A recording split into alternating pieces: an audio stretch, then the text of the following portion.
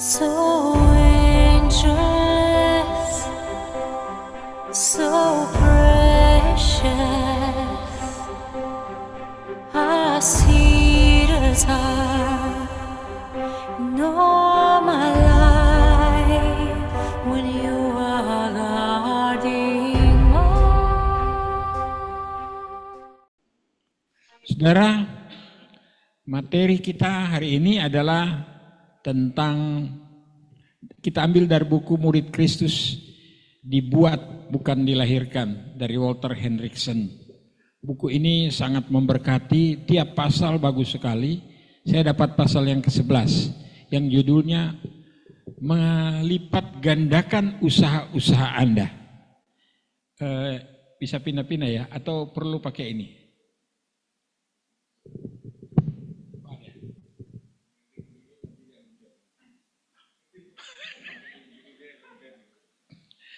Oke.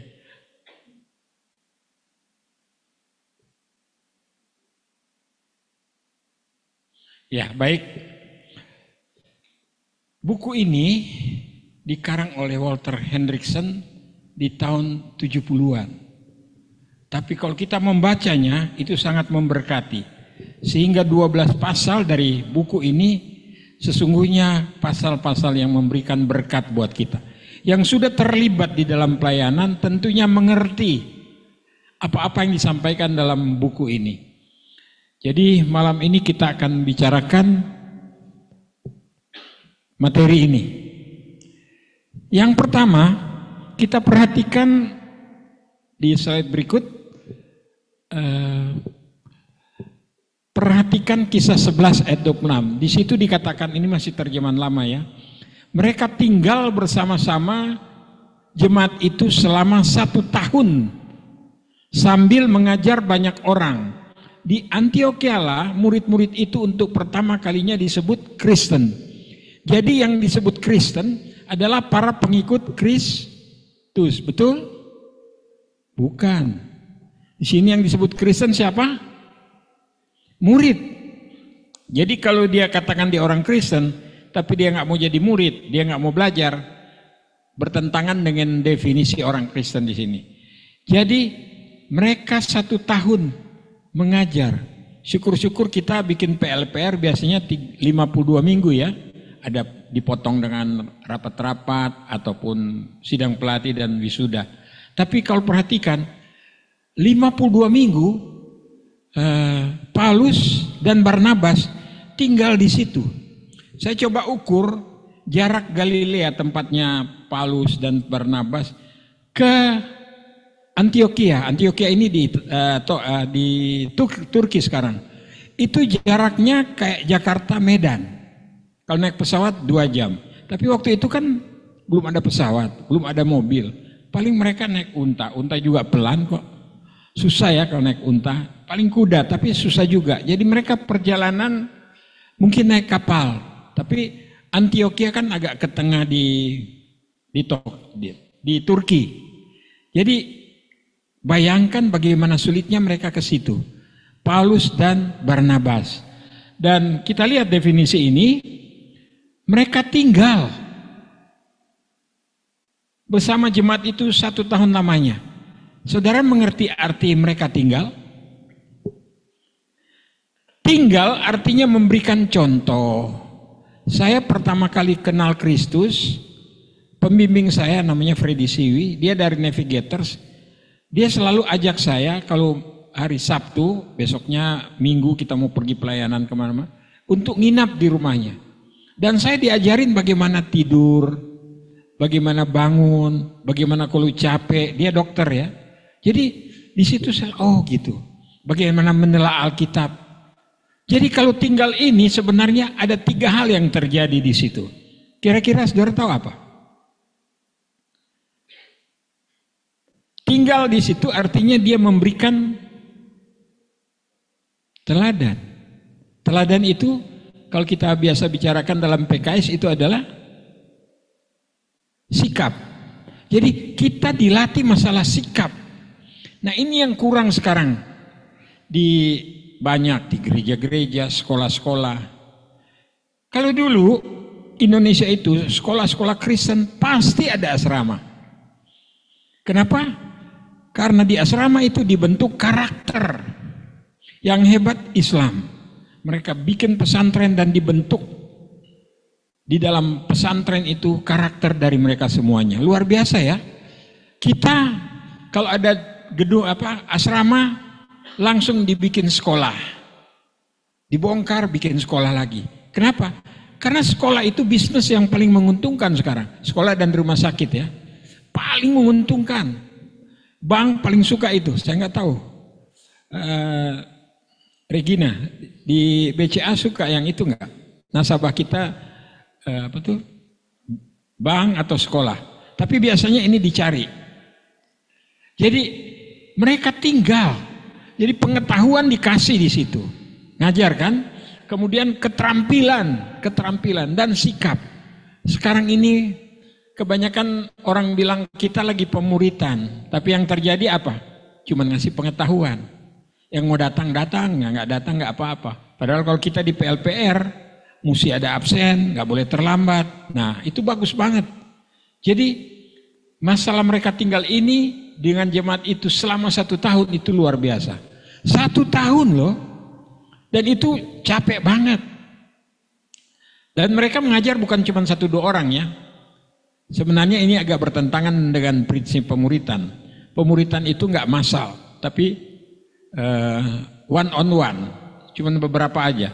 Di Antioquia lah murid-murid itu, jadi mereka yang jadi murid itu yang disebut Kristen. Kita lanjut.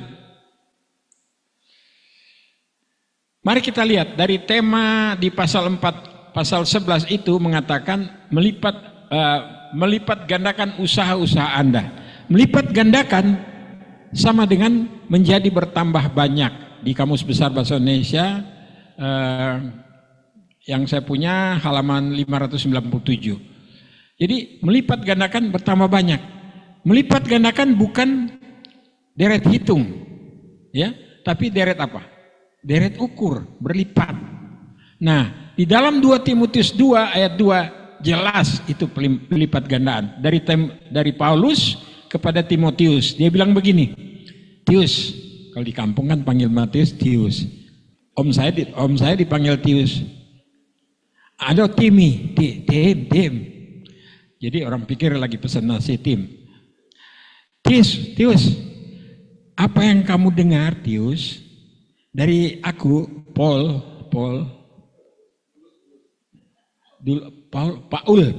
dari aku Paul ya. Di depan banyak saksi, percayakan itu pada orang-orang yang dapat dipercaya. Yang juga cakap mengajar orang lain. Perhatikan, kita melatih, mereka melatih, mempercayakan pada orang yang dapat dipercaya. Wah, mendapatkan orang yang dapat dipercaya sekarang ini agak susah ya. Syukurlah kita di LPP, waduh, kalau kita udah janjian sama orang LPP, nggak ada deh tuh batal-batal. Saya janjian dengan, besok ada janjian dengan beberapa emak-emak, bukan emak-emak lagi, nenek-nenek. Ada di sini dia di Pen Square untuk persiapan ini. Itu luar biasa loh. Tapi syukur saya bisa percaya mereka karena saya kenal mereka. Tapi dengan orang gereja, aduh, ada alasan. Aduh, rasa-rasanya mau flu, jangan dirasain saya bilang. Kalau mau flu jangan dirasain. Iya. Baru rasa, belum flu. Akhirnya kemarin, aduh, akunya tepar akhirnya. Bung Hendrik sih ngomong gitu. Bukan karena kamu bilang mau flu, aku bilang kamu akan kena flu. Benar. Nah, jadi ngomong-ngomong itu, aku jadi keingat. Tadi Pinkan bicara tentang 2 orang, berapa orang? 4 atau 5 orang? 4 orang meninggal ya.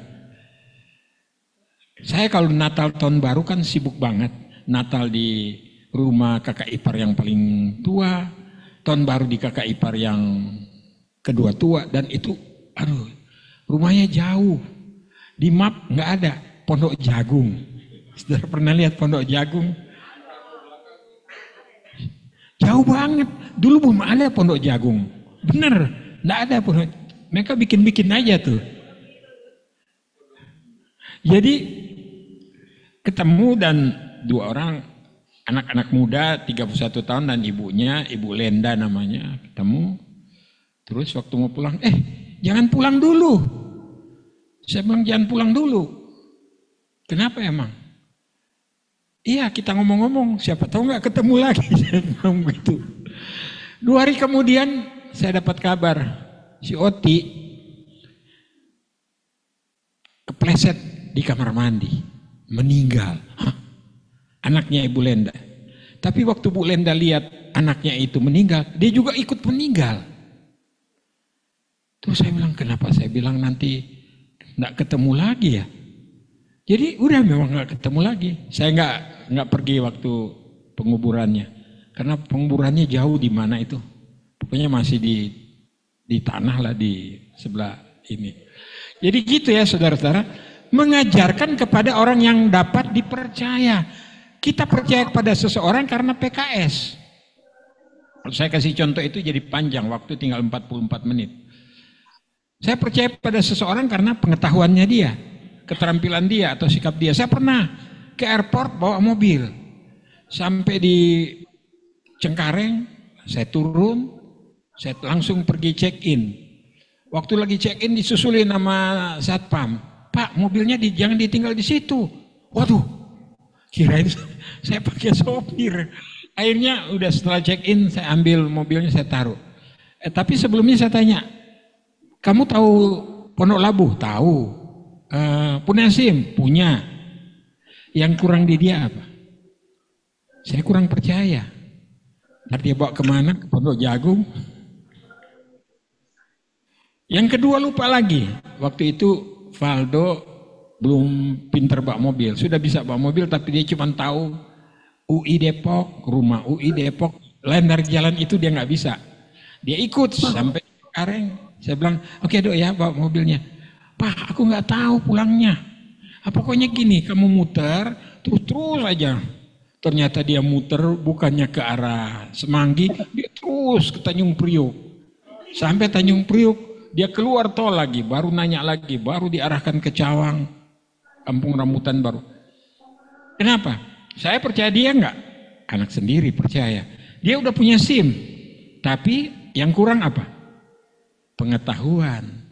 Nah, kita mesti percayakan orang yang punya pengetahuan. Artinya, kita percayakan pada orang yang kita sudah latih. Hati-hati kita mulai mempercayakan pada orang yang belum kita latih. PLPR pertama saya mau ngasih tahu aja, bukan rahasia. Cuman saya sendiri yang tahu.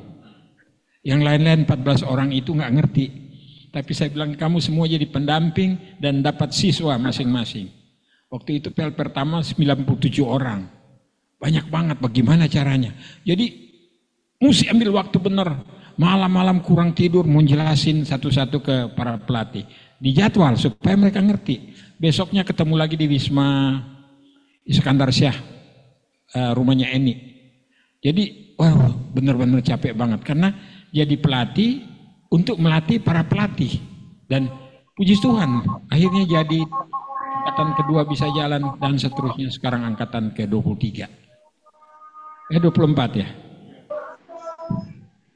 Cepat banget. Itu kan 1 tahun sekali. Pikiran saya kan 83 mulainya. Nah, kita lanjut. Jadi perhatikan, kita percayakan pada orang yang dapat dipercaya, yang juga cakap mengajar orang lain. Perhatikan, terjadi pelipat gandaan ini. Paulus bilang ini kepada Timotius. Dia bilang, Timotius percayakan pada orang yang dapat dipercaya, yang juga cakap mengajar orang lain. Ada 4 level, 4 generasi. Luar biasa. Ini yang menjadikan cepat atau tidaknya sesuatu. Saudara perhatikan sekarang ini orang lagi kampanye, saya kasih pengetahuan ini ke teman-teman. Saya nggak usah kasih tahu partai mana atau paslon mana, nanti saudara pilih dia lagi. Saya latih, sudah terlambat sebenarnya, tapi saya kasih tahu ke mereka poin-poinnya begini-begini, dan mereka cobain. Benar loh Pak Hendrik bilang, itu kan sudah lama orang di Indonesia pakai apa tuh yang multi level ya, Itu kan multi level. Saudara tahu yang memulai multi level orang LPMI, Ron Turman dan Roy Rosdell, orang dari San Bernardino, California. Itu mereka orang bisnis tapi ikut dalam pemuritan. Nah itu pelipat gandaan ini mereka yang memulai. Yang bisnis multi level mereka yang memulai. Lanjut. Kita kurang ya. Bisa slide berikut. Nah, melipat gandakan usaha-usaha Anda, ini judul dari pasal 11.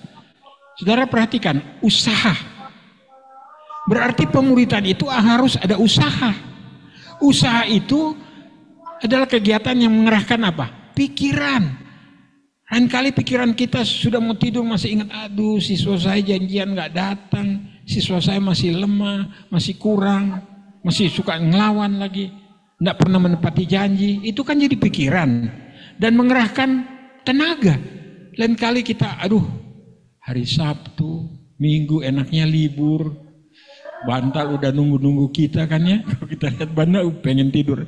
Tapi mesti ketemu murid, mesti ketemu siswa, mesti ikut pelatihan, PLPR atau apa gitu. Itu harus kita lakukan dan tenaga loh, tenaga. Saya ingat Lewi punya siswa ikut saya lagi foto-foto di depan sama saudara yang dari Manado, dia datang ikutan. Pak, saya ikutan foto. Ya udah deh, dalam hati aku foto, aku langsung delete. Tapi kepikir, ternyata dia bilang, saya pelatihnya Lewi, saya dari Bandung dengan istri saya. Oh kasihan, masa di delete. Jadi saya kirim juga ke Lewi untuk kirim ke mereka. Nah, jadi ada usaha. Usaha ini bikin capek, ya, capek banget. Saudara bayangkan ya, selama saudara jadi pelatih di PLPR, saudara akan terikat dan capek banget. Rasanya mau lepas aja. Dan tidak sedikit para pelatih, para pembina mundur. Kena pasal 666 mereka tuh. Iya.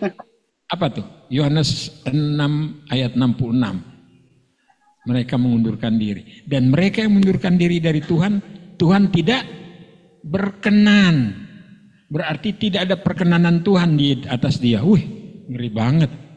Jadi jangan mundur deh dari pelayanan. Nah, jadi usaha yang luar biasa. Mari kita lihat bagaimana terjadinya pelipat gandaan dalam bom atom. Bom atom, zat apa? Ini yang ada di situ adalah neutron yang akan bergerak cepat, memecah, melakukan pemecahan dalam bom, dan saat neutron itu menghantam inti bahan radioaktif, dia akan memecah seperti uranium dan menyebabkan inti itu memecah sehingga membentuk dua inti baru. Jadi terus menerus. Jadi bom atom itu memang karena kan pertama besar, jadi kecil-kecil, tapi ledakannya makin kuat. Di situ teori tentang pelipat gandaan terlihat. Lanjut. Nah, kita masuk di prinsip, ada 10 prinsip. Di buku nggak ada tapi saya bikinin gitu. Prinsip yang pertama, hukum alam dasar. Binatang, tumbuhan bekerja atas dasar pelipat gandaan. Bukan pelupaan ya, pelipat. Jadi pelipat gandaan itu dari alam sudah kita lihat. Binatang. Saya pernah tanam pisang goroho, mungkin sudah nggak tahu pisang itu. Pisang yang paling top di Manado. Bawa dari Manado, tanam, berbuah. Setelah berbuah tinggal ini lagi. Berharap nanti lagi jadi banyak. Mau pindah-pindahin gitu. Pas saya cari, kok pagi-pagi udah nggak ada. Tinggal batang, nggak taunya dimakan anjing. Padahal bagus. Apa? Waduh itu memang enak. Satu waktu nanti pingkan bawain deh. Pisang goroho. Apalagi kalau sudah dibikin keripik ya. Anti apa katanya? Ini darah ya apa? Gula darah. Menurunkan gula darah. Jadi yang kedua, ada biaya yang harus dilakukan, dikeluarkan. Saudara tahu, untuk keluarkan biaya kita kan cuma ngitung keluar yang biaya yang dipakai di PLPR. Kita nggak pernah menghitung biaya yang kita pakai untuk naik mobil, transport, uang bensin, naik MRT, apa tuh yang Gojek, yang di rel itu apa itu? MRT. LRT. Yang bus itu? Oh, Transjakarta, busway yang orang. Ya, lihat banyak pengeluaran, ya, dan capek waktu memuridkan. Tapi itu harga yang kita harus bayar. Kalau orang yang tidak mau keluarkan biaya, tidak mau capek untuk pemuridan, lebih jangan deh. Akhirnya dia akan setengah-setengah dalam pelayanan. Sebab setengah kali setengah, matematika bilang dapat berapa? 1/4. Lebih baik nggak dilakukan. Jadi lakukan sungguh-sungguh. Orang main umpamanya kayak Jimmy, dia main organ setengah-setengah. Apa yang keluar? Disangka ada lagi orang lagi sakit perut di toilet. Tapi kalau dia main dengan sungguh, keluar suara bagus kan? Bener nggak Jim? Iya, siap ya. Jadi ada biaya. Kita pasti ada biaya. Waktu berapa kali mau adakan PLPR, aduh saya lagi ambil S2. Ya gimana nih? Ternyata saya terusin S2, tapi ternyata selesai. Sudah selesai, dapat nilai terbaik lagi. Wah, semua biaya dikembaliin karena sebagai penghargaan. Juga melatih murid secara mendalam. Secara mendalam artinya dengan bermutu. Jadi kita melatih dia secara detail. Kecil-kecil pun kita minta dirubah kalau salah. Itu kan kita lakukan. Kalau kita latih untuk dia membawakan ceramah atau menyampaikan patungum rohani, yang kecil pun kita akan perbaiki, ulang lagi. Dan itu buat dia mungkin capek, tapi dia nggak tahu kita juga capek banget. Ya, jadi melatih dia secara mendalam itu akan menimbulkan mutu yang baik. Keempat, pelipat gandaan dapat berlangsung kalau ada latihan. Bagaimana mau latih? Apa mau ada pelipat gandaan kalau nggak dilatih? Kan orang bilang, pandanglah ladang-ladang yang sudah memutih. Itu kan Golkar, kuning. Kan di Alkitab dibilang memutih, kita aja pakai menguning. Pandanglah yang ladang yang sudah menguning siap untuk dituai. Pertanyaannya, emang menuai gampang? Saya waktu kecil diajar menuai, PT Padi namanya. Pakai ani-ani yang dari kaleng itu dibikin masukin ke ibu jari, di sini lagi ini. Jadi gampang patahin. Terus naruhnya juga nggak boleh ujung sana satu, ujung sini. Oh susah banget. Jadi mesti benar taruh di bakul. Benar supaya nanti waktu ditapis kemudian digiling itu lebih gampang. Jadi tidak gampang menuai, harus latihan. Banyak orang pikir, oh gampang, harus latihan. Itulah pentingnya pelipat gandaan melakukan pelatihan. Ya, syukur kita namanya pusat latihan dan pembinaan rohani, ya. Lanjut, pelatihan tidak dapat dengan breakthrough, memotong. Saudara, saya ketemu sudah ikut PLPR dia dosen di UI, kemudian dia punya gereja breakthrough. Lah, kok gerejanya breakthrough? Dalam sistem manajemen, dalam pelajaran manajemen, breakthrough itu melanggar prinsip. Nggak boleh, mesti mengikuti proses. Dia bilang, masa begitu? Iya, coba baca di Alkitab. Orang yang ini harus masuk melalui pintu. Nggak dibilang melalui jendela loh. Dia agak marah. Siapa yang bilang melalui jendela? Enggak, saya bilang mesti melalui pintu, tidak breakthrough. Pemuritan nggak ada tuh main potong-potong. Itu akan kacau. Artinya tidak akan jadi lebih bagus. Kalau hari ini dia latihan patungum rohani, sudah cukup. Terus yang lain nggak bisa. Harus tahap demi tahap. Ya, bertahap sesuai dengan proses yang ada. Dan kebanyakan pembinaan yang model itu nggak tahan lama. Di gereja kami GPB Sumberkasih dulu 3 tahun kita bikin pembinaan di sana. Setelah datang satu pendeta yang kemudian dia melarang, sempat saya tegur juga. Kamu cuma datang, aku keras sekali karena saya didukung majelis.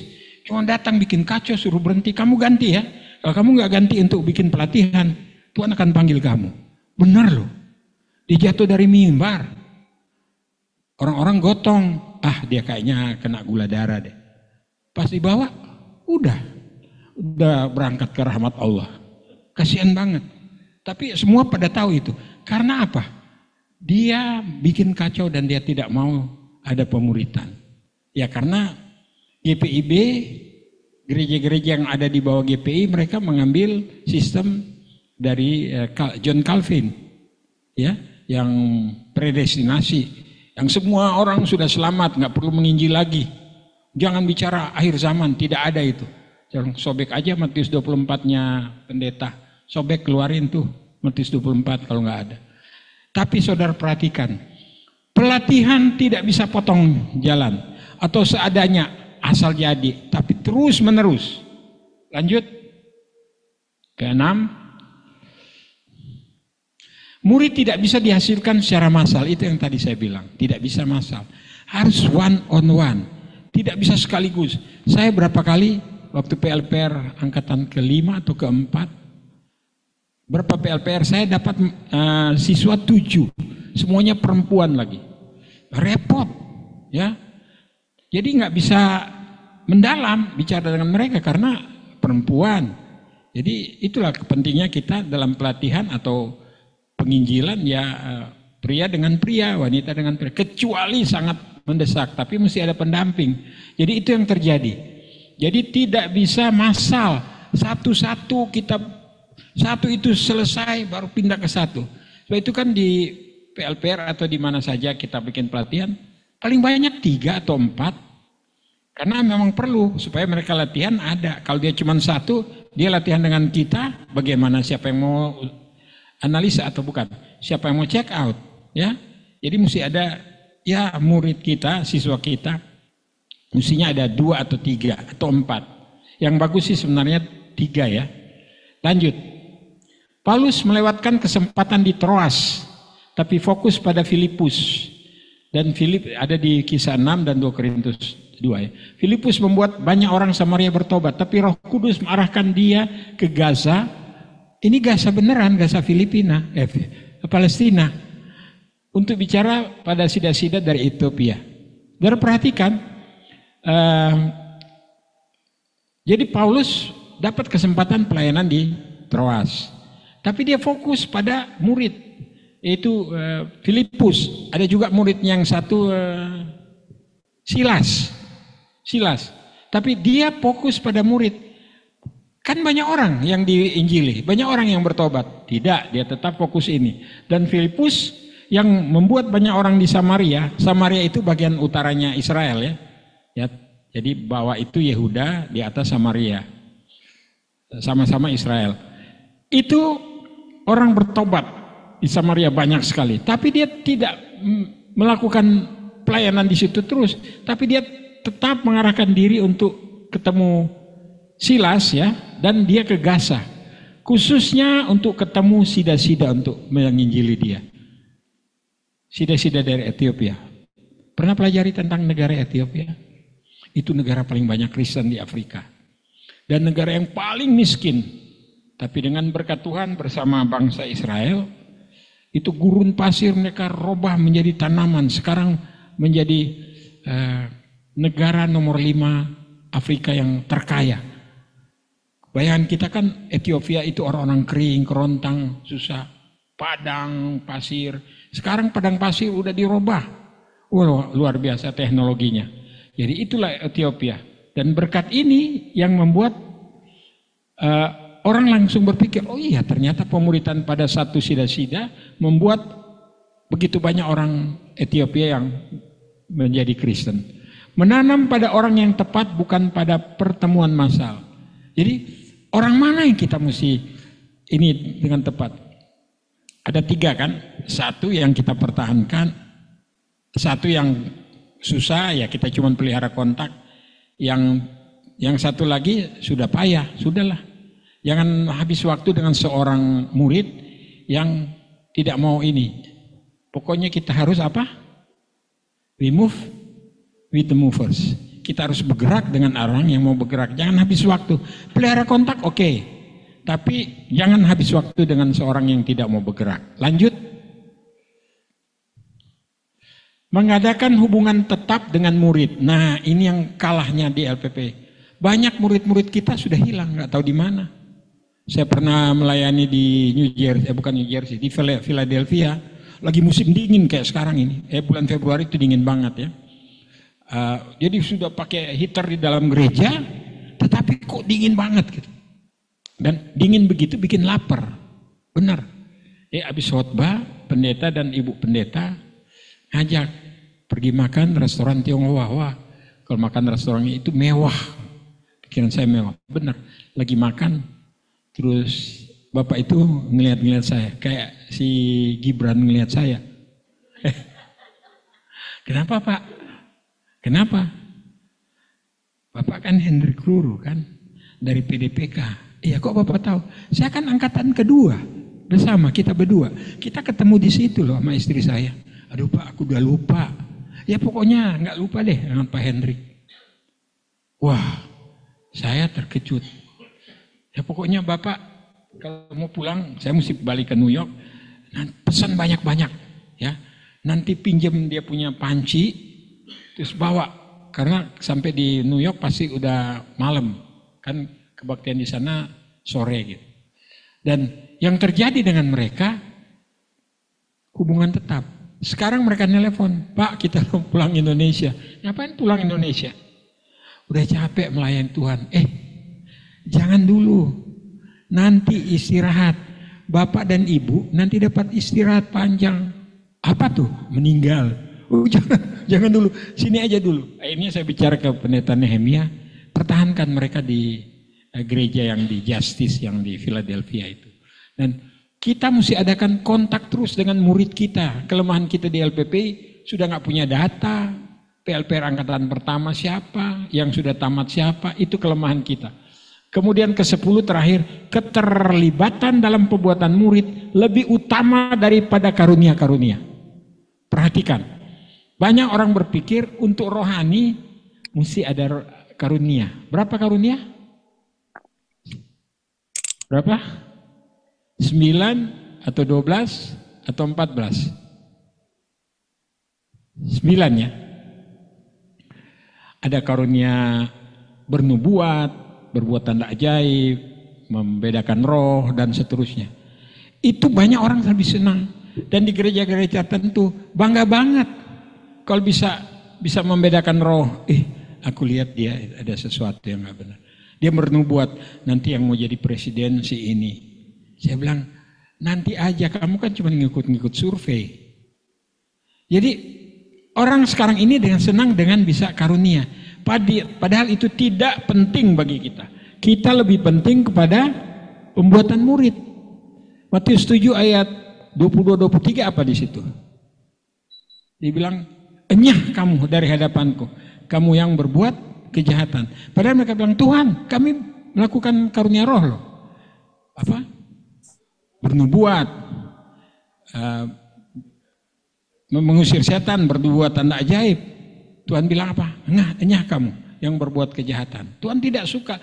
Tuhan lebih suka kita melakukan pembuatan murid. Karena itu perintah utama. Lanjut. Sudah berapa menit lagi? Setengah jam. Oh, puji Tuhan. Nah, lihat di Alkitab kita lihat kan bagaimana Yakub dalam Kejadian 1 ayat 17, mereka anaknya Yakub dengan anak-anaknya, waktu itu Yusuf jadi Perdana Menteri di Mesir, jadi mereka pergi ke Mesir. 18 orang, ya, 18 orang. Tadi saya baru periksa 18 orang yang ke Mesir. Waktu mereka keluar dari Mesir, berapa orang? Keluaran 12 ayat 30 kalau nggak salah. Keluar dari Mesir, jangan juta dulu. Kayak umroh aja, 600.000. Ya, 600.000. Nih, mereka keluar dari tanah Mesir 600.000. Dari 12, itu kan terjadi pelipat gandaan. Karena disebut di Kejadian 12 itu, bahwa mereka bertambah banyak. Sehingga lebih banyak dari orang Mesir. Sebab itu orang Mesir ketakutan dan mereka dijadikan budak. Ketakutan orang Mesir kalau mereka lebih banyak dijadikan budak. Kemudian Tuhan Yesus memilih 12 orang. Cuma 12 orang yang dia pilih. Padahal kalau pikir-pikir kan dia nggak ada beban, nggak punya keluarga, tapi dia tetap fokus pada 12. Ya, jadi tolong kalau kita punya murid fokus kepada mereka dan kemudian pertahankan mereka. Paulus ke Asia, di Efesus mengajar dengan berani 3 bulan, tapi ditolak di Efesus ya, di Efesus itu sekarang dekat-dekat Istanbul di Turki, dan dia ke sekolah Tiranus karena dia tahu tepat. Oh ini orang-orang lagi belajar teologi, belajar filsafat. Dia pergi pelayanan ke situ. Tapi di situ dia cuma dapat 2 orang, tidak lebih dari 2 orang. Jadi itulah luar biasanya Paulus dan dalam pemuritan. Lanjut lagi. Ya, habis kali. Habis ya. Ada satu poin yang, melipat gandakan murid merupakan penglihatan dan cara perjanjian baru untuk melaksanakan amanat agung. Jadi yang kita lakukan amanat agung paling jelas kalau melakukan pemuritan. Kalau kita katakan kita melaksanakan amanat agung tapi tidak melakukan pemuritan, payah kita, lemah kita. Jadi di seluruh Amerika yang benar-benar melakukan pemuritan cuman Rick Warren, ya, yang punya buku apa tuh? Purpose Driven Life ya, Driven Life ya. Dan menurut penelitian orang LPMI kemarin kabarin ke saya si Wiwi Mairata, dia ketuanya LPMI sekarang direktur, yang masih melakukan pemuritan yang benar di Indonesia hanya LPPI. LPPI mana saya? Lembaga Pelayanan Penjara. Bukan, yang Bung Hendrik. Dalam hati, aduh, kita sebenarnya enggak. Hasil penelitian mereka. Yang lain-lain enggak. Saya bilang, di Jogja ada tuh yang punya Kris Marantika. Enggak juga katanya. Saya agak bangga, tapi jadi khawatir. Jangan-jangan kita disebut-sebut, tapi tidak sebenarnya. Tidak seperti yang mereka bayangkan. Karena waktu Kongres PGLI di Medan tahun 2019 awal-awal COVID itu disebut-sebut loh oleh Bung Nus, oleh yang di Harvard itu si Pak Tindas kalau tidak salah, disebut-sebut LPPI. Saya diam aja. Disebut lagi orangnya ada di sini, pimpinannya, saya diam aja. Kalau bisa berdiri, saya makin jongkok saya. Jadi saudara perhatikan, memang tidak banyak yang menangkap, dan kita bersyukur kita berada di jalur ini dan menangkap maunya Tuhan, dan kita dapat materi-materi bahan termasuk buku pembinaan yang luar biasa. Tidak sembarang loh dapat buku-buku begini. Bisa kita cari buku, dapatnya buku Agatha Christie atau yang bikin Paul Running apa namanya? J.K. Rowling, Harry Potter. Jadi itu saudara-saudara, kita bersyukur banyak berkat yang Tuhan berikan pada kita. Dan saya pikir-pikir, terima kasih banyak Tuhan. Kok kita dapat ya, menemukan di tahun 83 kita menemukan, kita bikin pembinaan biasa, cuman orang datang pergi tapi nggak jelas, kemudian hilang lagi. Akhirnya kita bilang bikin kelas. Nah, memulai kelas itu yang berat, cari pelatih. Akhirnya ya kita mulai aja. Nah, puji Tuhan kita bisa jalan sampai sekarang. Nah apa-apa kita kecil, tapi kita terus melakukan pelipat gandaan. Ada di mana-mana, ya ada di mana-mana. Ketemu waktu di Batam saya lagi ngajar, ada mahasiswa cerita ke pimpinannya bahwa yang ngajar dia sebut nama saya. Pimpinannya itu telepon saya, Yusak Toto, saudara mungkin udah belum pernah ketemu. Mereka dari sekolah komputer pertama yang di Jakarta, PTIK yang di Radio Dalam. Dan dia bilang itu teman saya, itu yang melatih saya. Kemudian di mana? Oh ya, pertemuan pendeta Tangerang Raya, itu pada datang juga. Aduh, aku kan dibina oleh Bapak, sekarang aku jadi pendeta, puji Tuhan. Tapi yang saya ingin ingatkan, bahwa jadi pendeta tidak cukup. Banyak orang berpikir, oh iya, saya kan sekarang ini fokus di gereja, jadi paduan suara.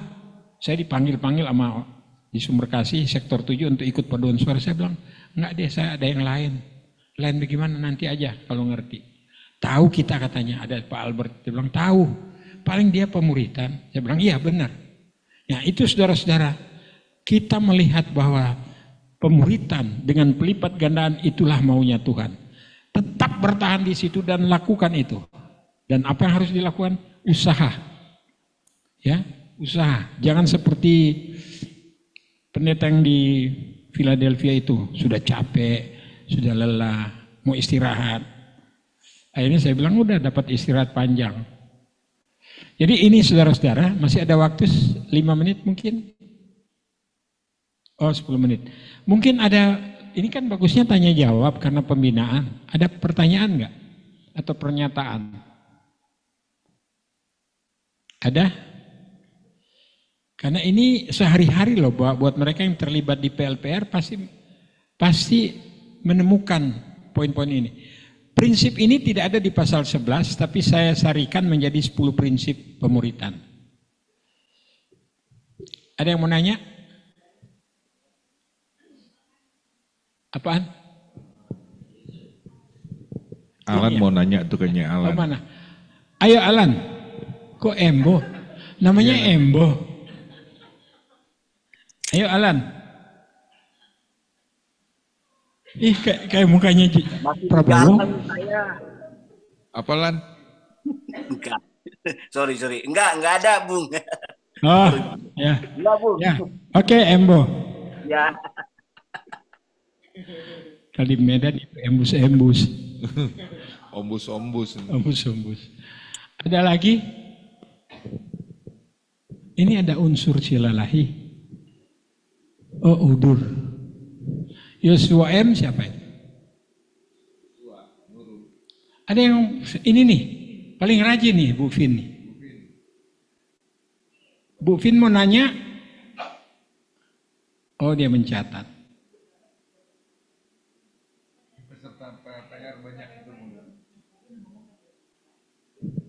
Oh enggak Bu bunyi Fin itunya. Masih di mute. Hidupin. Hidupin itunya Bu Fin. Paling rajin ya. Sementara yang lain siapin pertanyaan.